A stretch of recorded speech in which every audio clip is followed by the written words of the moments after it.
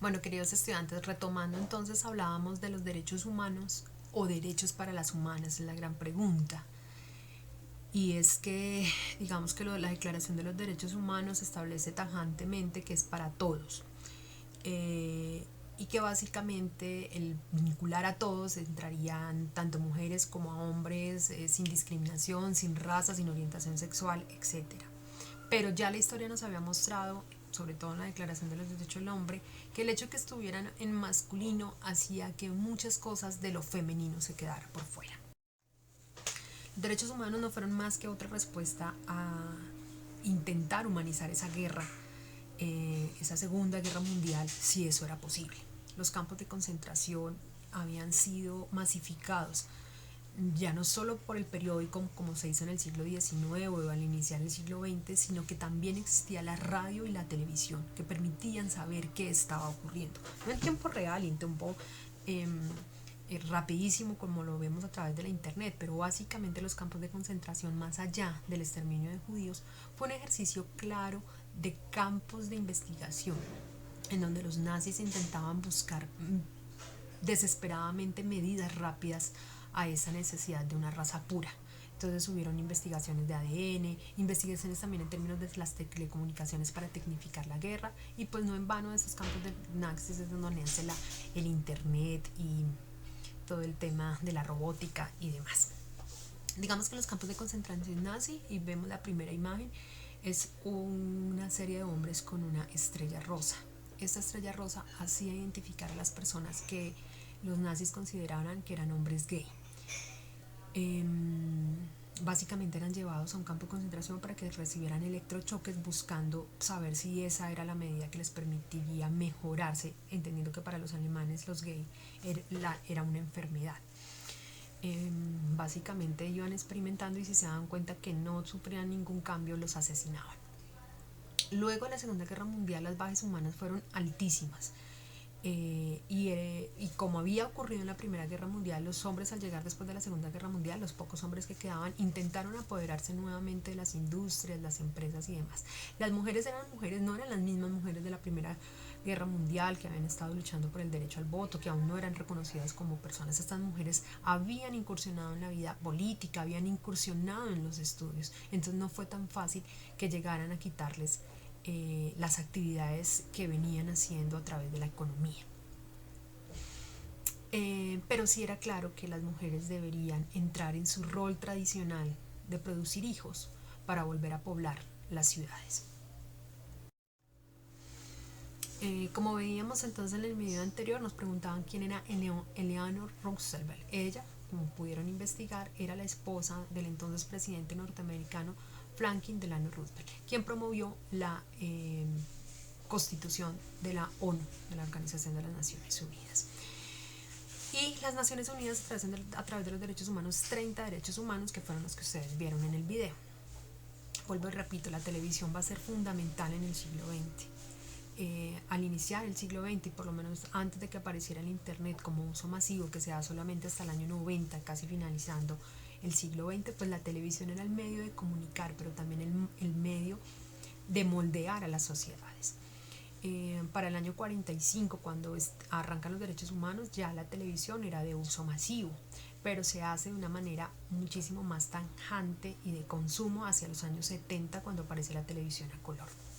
¿Qué veía entonces las sociedades en estos momentos? Veía el deterioro de un estado de bienestar que le ofrecía, después de una Segunda Guerra Mundial devastadora y demás, le ofrecía a su población una serie de cuidados o de cosas mínimas para que volviera a reactivarse la economía. Pero veíamos también ya que la economía no era suficiente si no se abrían los mercados. Si se quedaban en las economías locales, básicamente el mundo iba a tender a desaparecer, y empieza a surgir más o menos hacia los años 60 todas las políticas neoliberales de abrir los mercados y todo lo que conocemos hoy en día como la globalización. ¿Qué veían entonces las personas en la televisión? El surgimiento de nuevos movimientos sociales que reivindicaban esas libertades, que reivindicaban que esos derechos humanos realmente se volvieran una realidad, que no fueran letra muerta. Y ahí estaban vinculadas las mujeres, unas mujeres que ahora eran más estudiadas, más letradas, que conocían más eh, de, de los procesos políticos y económicos, y que se daban cuenta que no estaban representadas en esos 30 derechos humanos. Digamos que sí eran para ellas, pero que existían otros problemas de fondo que históricamente no habían sido saldados. Aparecen entonces los movimientos universitarios, sobre todo hombres y mujeres jóvenes que le apuestan a una educación distinta, a una educación muchísimo más liberal, una educación en donde se abrieran los conocimientos, en donde se pudiera compartir los saberes. Y para esto el tema de la globalización va a ser súper importante. Aparecen también los movimientos hippies, que se dan más o menos hacia los años 70, basados en un consumismo desmedido, el tema de la música, el rock and roll, la libertad, el vivir el ahora sin pensar en el mañana. Esos dos movimientos van a ser súper fundamentales en algo que se conocería más o menos hacia finales de los años, al inicios de los años 70, la revolución de los sexos o la revolución sexual. Y es básicamente las mujeres que empiezan a reclamar los derechos sexuales, que hoy se conoce como los derechos sexuales y reproductivos, pero básicamente fue una lucha de las mujeres por querer dejar de ser máquinas de reproducción de hijos.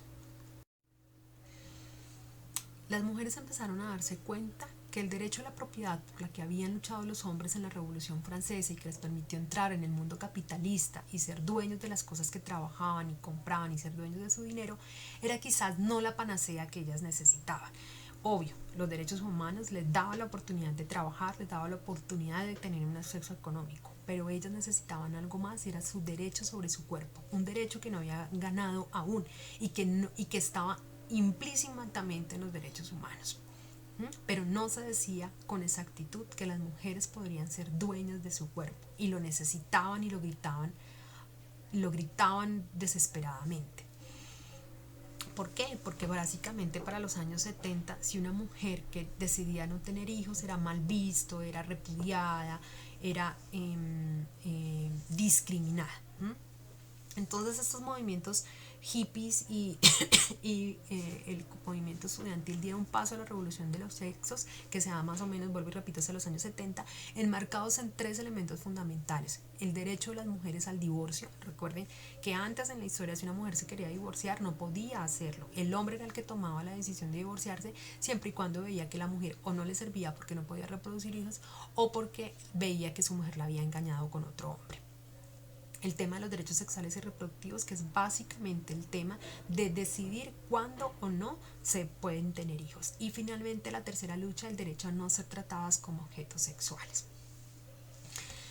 Frente al derecho al divorcio, podemos decir que arranca en los años 70, en la Constitución colombiana, en el año 75 es reconocido el derecho al divorcio, gracias a todo este tema fuerte de la revolución de los sexos. Pero si una mujer se divorciaba, automáticamente perdía el derecho que tenía sobre la parte económica, pero también sobre sus hijos. Solamente hasta la Constitución de 1991 se reconoce el derecho al divorcio, en donde se le da, digamos, una mirada distinta, y solo hasta 1995 se reconoce que las mujeres, después de ser divorciadas, pueden ser dueñas de la mitad de las cosas que se hayan conseguido en el matrimonio. O el tema de las capitulaciones, de que una mujer se puede, antes de casarse, decir esto es mío y no entra en el negocio pues matrimonial.